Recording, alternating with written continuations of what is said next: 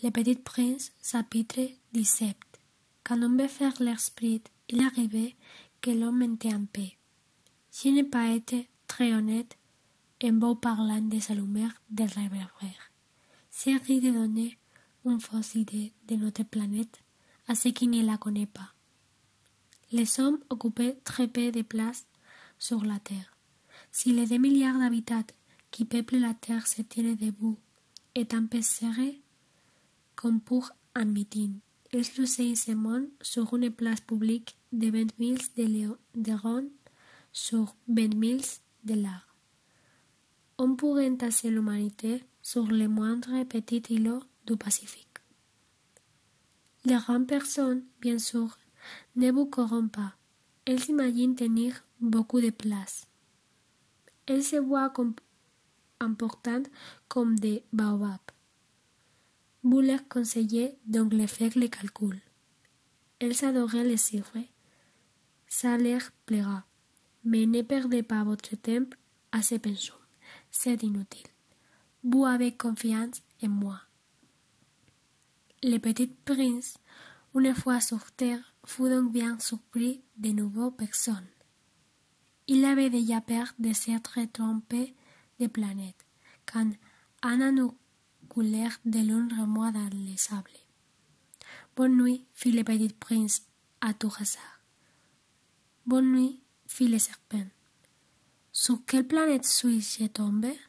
Demanda le Petit Prince. Sur la terre, en Afrique, répondit le serpent.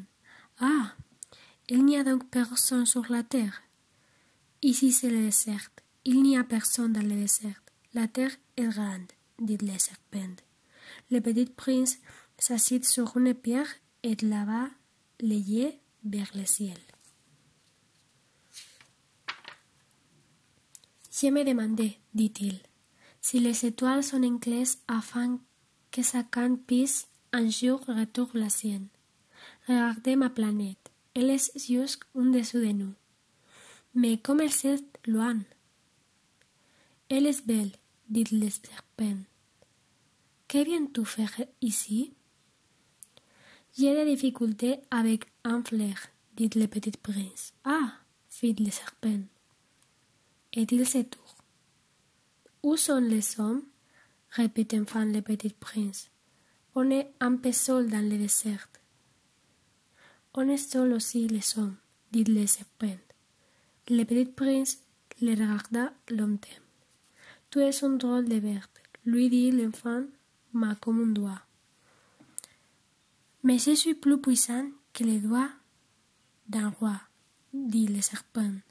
Le Petit Prince eut un sourire. Tu n'es pas bien puissant.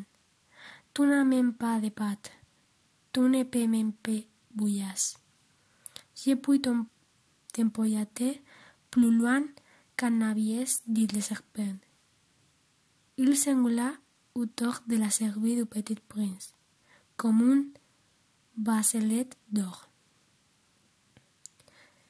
C'est lui que c'est tout. Je le rends à la terre dont il est sorti, dit-il encore. Mais tu es beau et tu viens donner toile. Le Petit Prince ne répondit rien. Tu me fais pitié, toi si faible, sur cette terre de granit. Je puis tarder un jour si tu regrettes ta planète. Je puis, oh, j'ai très bien compris, fit le Petit Prince. Mais pourquoi parles-tu toujours par énigmes? Je les reçus toutes, dit le serpent, et il se tut.